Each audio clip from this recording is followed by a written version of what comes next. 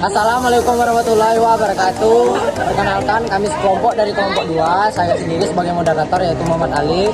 Saya Alvino Ridho Ilahi. Saya Nutran Lumukul. Saya Alicia Hayaro. Kami di sini akan mengerjakan tugas dari Assalamualaikum.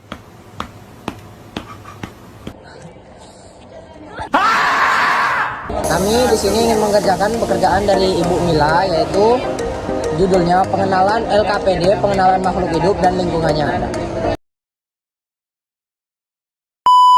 Kegiatan pertama kami adalah mengenali lingkungan kita. Deskripsinya, lingkungan adalah segala sesuatu di luar individu.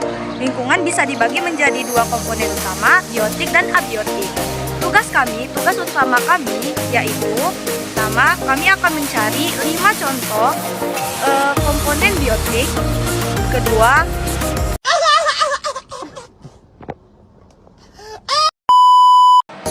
kami juga akan mencari 5 contoh komponen abiotik. Dan yang ketiga,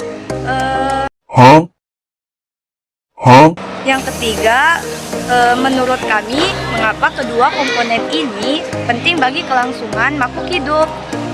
Jadi,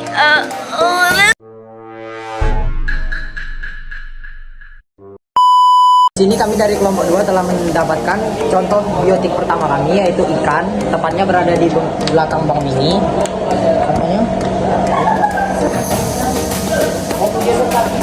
teng teng teng teng teng teng.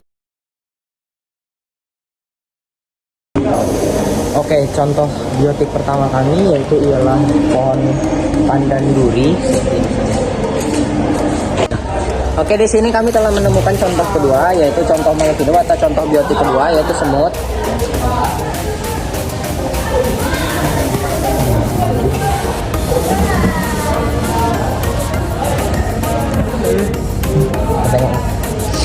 Dan itulah contoh kedua dari komponen biotik.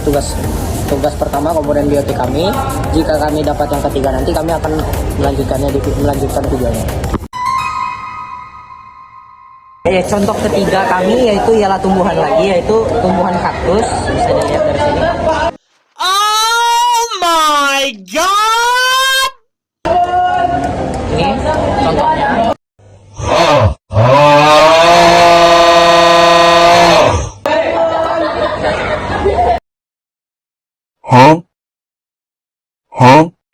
Oke, contoh keempat kami yaitu ialah kepada tumbuhan lagi, yaitu contohnya pohon cemara udang, contoh biotiknya. Ya, komponen terakhir dari komponen biotik kami ialah palem Jepang, bisa dilihat dari sini.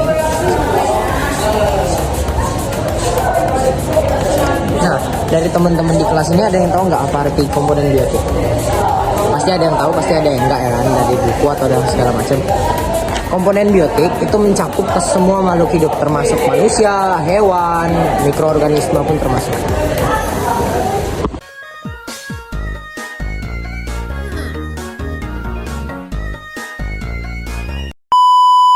saya akan mencari 5 contoh komponen abiotik. Contoh pertama yang saya dapatkan adalah batu. Batu termasuk dalam komponen abiotik. Contoh kedua yang kami dapatkan adalah tanah.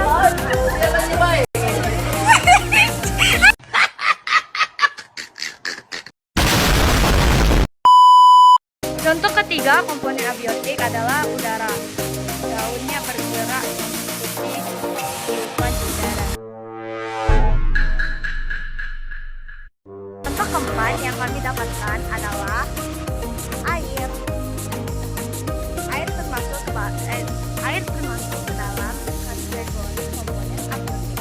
Kami telah menemukan contoh kelima dari komponen abiotik, yaitu cahaya matahari. Oke, teman-teman tahu nggak arti komponen abiotik itu apa?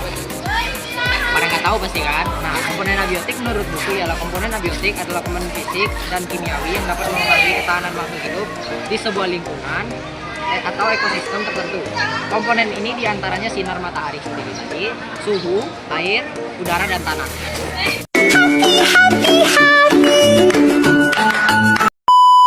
Kami dari kelompok 2 ingin menjawab pertanyaan, yaitu mengapa komponen abiotik dan biotik itu penting bagi keberlangsungan makhluk hidup. Karena komponen abiotik yang pertama, ia menyediakan sumber daya dan kondisi yang dibutuhkan makhluk hidup untuk bertahan, seperti nutrisi dan tempat tinggal. Sementara itu kalau komponen biotik, ia seperti produsen serta konsumen yang sangat penting untuk rantai makanan, siklus energi, dan siklus nutrien dalam ekosistem.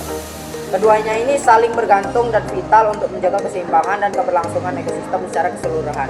Jadi mereka berdua saling menguntungkan untuk keberlangsungan makhluk hidup serta menyeimbangi keberlangsungan makhluk hidup itu sendiri.